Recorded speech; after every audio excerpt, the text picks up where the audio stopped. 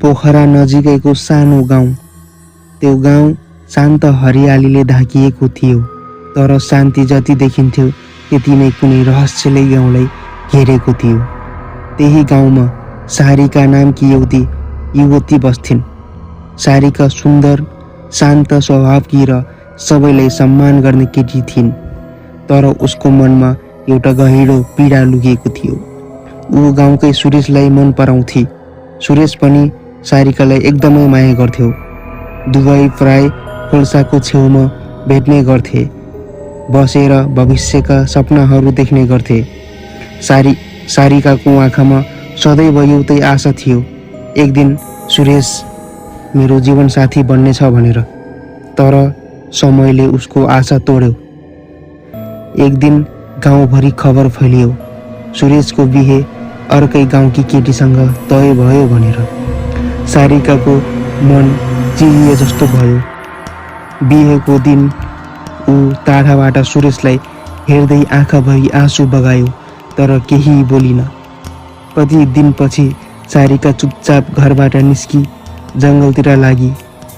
रात गहिरिँदै थियो, हावा चिसो र भैरवान सल्लाहका रुखहरू बीचबाट हिँड्दा उसको कदम अनायासै धीमा भयो। रातको सन्नाटो र उसको एक्लोपनले वातावरण अझ डराउन बनायो।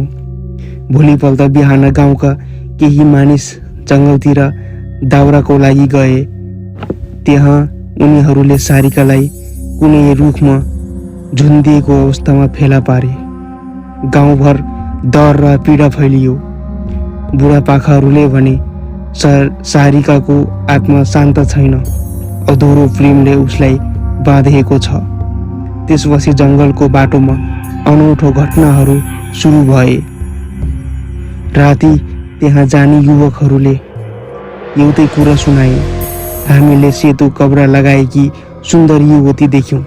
युवती नजिक आई मधुर स्वरमा बोल्थी र युवकहरूलाई अजीब तनावत महसुस हुन्थ्यो। गाउँका बुढापाकाहरूले उसलाई किचकन्दी भनेर नाम दिए। अधुरो प्रेम र पीडाले बाढिएको आत्मा। एक रात रमेश नामका युवक आफ्नो काम सकिएर आउँदै गर्दा जङ्गलको छोटो बाटो प्रयोग गर्दै फर्किँदै थिए।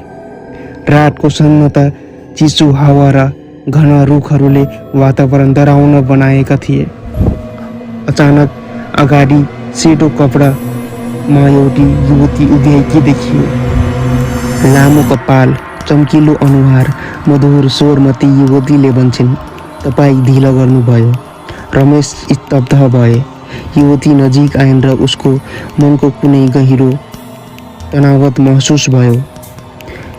युवती यति सुन्दर थिइन् कि रमेश नचाहँदै पनि ती युवतीको प्रेममा, मायाजालमा बाँधिन बाध्य भए। केही क्षणपछि त्यो युवतीको मनको प्यास मेटिसकेपछि युवतीको अनुहार बदलिन थाल्यो। आँखा रातो, स्वर भयानक र अत्यन्त डरलाग्दो आवाजले रमेशलाई पछ्याउन थाल्यो। रमेश डरले दौडिँदै गाउँ पुग्दा गाउँलेहरू बाहिर निस्किए। सबैले रमेशलाई सहयोग गरे र जङ्गलको बाटो त्यति बेलासम्म छोड्न सके। रमेशले सबैलाई आफ्नो अनुभव सुनायो। एक बुढा गाउँलेले भन्यो, तिमीले किचकन्दी देख्यौ, उसको अधुरो प्रेम अझै भौतारिरहेको छ।